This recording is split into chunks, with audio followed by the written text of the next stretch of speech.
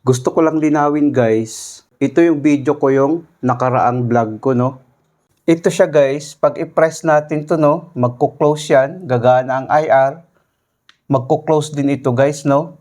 Dahil yung IR natin, naka-setting siya sa auto mode, itong IR natin. Ngayon, pag i-press naman natin to ulit, mag-open naman ito.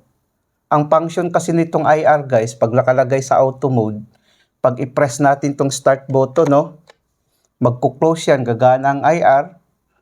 Pag bitawan natin to, mag-open ang contact niyan. Ito siya, still magko-close ito guys, no. Pag gana kasi ng IR, magko-close siya. Pag i-press naman natin ulit, mag-open. Ganun ang trabaho ng impulse relay natin. Gusto ko lang linawin, no. Yun kasi sa video ko. Tapos dito naman, sa wire natin, pag nakalagay sa supply guys, ibig sabihin ito ay overhead tank. Nung nakaraang video ko guys, nakasetting siya sa overhead tank, no, sa supply. Ibig sabihin sa overhead tank ang function na ito, no.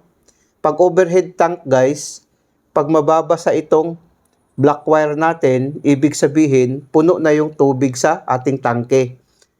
Assuming na ito yung water tank natin, no. Ngayon, pag hindi naman nababasa itong blue wire, magkakarga naman siya ng tubig, no, dahil gagana ang pump motor natin. Either pump 1 or pump 2. M1 or M2, no. Ngayon guys, pag isetting naman natin to sa drainage, pag nakaganon siya, naka-drainage siya, kabaliktaran naman guys, no. Pag nababasa ang black wire, gagana ang pump motor natin, either M1 or M2. Pag hindi nababasa ang blue wire, mamamatay ang motor natin. Ito siya guys, pag nakalagay sa supply, ibig sabihin, ano siya, overhead tank, no? Try natin tong pindutin. Ayan, gumana siya, no? Unang gumana ang M2. Pag mababasa ang black wire, mamamatay ang pump motor natin na M2 na gumana. Mayroon siyang indicator lang guys, no? Ngayon, namamatay siya, no? Dahil nabasa yung black wire. Pag hindi naman nababasa ang blue wire, gagana ulit ang M1 kasi alternate function siya, no? Pag nababasaan naman ang black wire, mamamatay. Pag hindi nababasa ang blue wire, gagana naman ang M2. Ngayon, pag nababasa naman ang black wire, mamamatay. Pag isetting naman natin to sa drainage, ibig sabihin, underground naman ito, no? Tingnan natin. Ayan, underground siya. Ibig sabihin, pag hindi nababasa ngayon ang blue wire, mamamatay ang pump motor natin, no? Ngayon, pag nababasa naman itong black wire, gagana naman ang motor natin, no? Kabaliktaran naman siya, no? Pag nababasa siya, gagana, no? Ayan. Pag hindi nababasa ang blue wire, guys, mamamatay ang pump motor natin, no? Ganun din siya, guys, no? Alternate function din siya.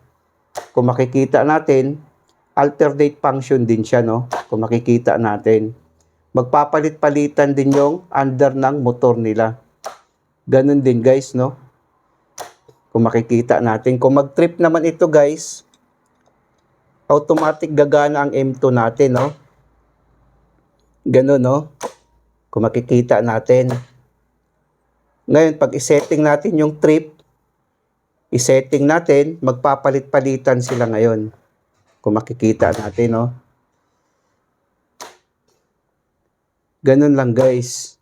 Ngayon, pag mag-trip naman ito, automatic ngayon gagana ang magnetic contactor natin na M1. Ngayon, magpapalit-palitan sila. Pag i-off natin tong start button, mamamatay din siya, no? Kung makikita natin. Kasi nga, mag-o-open ang contact nito, no? Ngayon, pag i-on natin to, gagana ang pump motor natin, no? Dahil nababasa ang blue wire. Ayan, kung makikita natin. Ngayon, mamamatay. Pag nababasa ang black wire, gagana naman, no? Pwede rin natin i-off sa emergency switch, no? Kung makikita natin. Sana guys, nakapagbigay ito ng konting kaalaman sa mga baguhan. Maraming salamat sa inyo guys. Hanggang sa muli.